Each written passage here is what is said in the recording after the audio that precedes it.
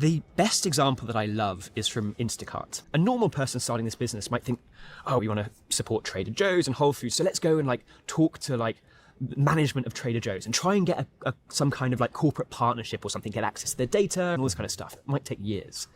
And instead, what Instacart did was they took their YC money and went to Trader Joe's and just bought one of every item at Trader Joe's.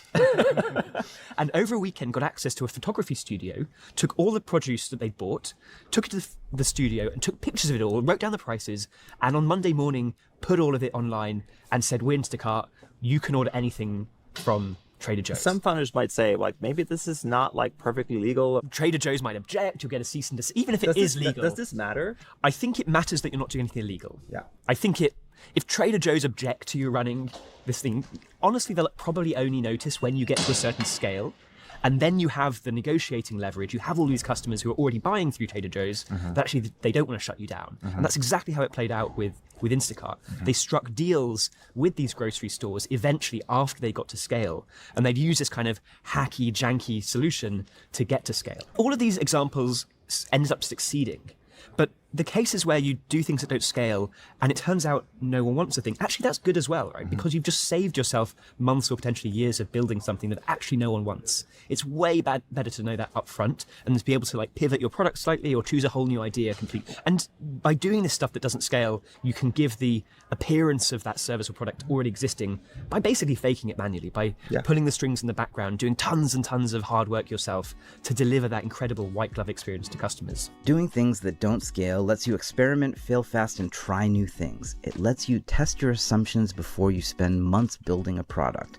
Next, Diana and Michael talk about DoorDash and how they built the first version of their product in one day and did a lot of clever manual work to find out whether people wanted what they were building. DoorDash as a product was built in one afternoon.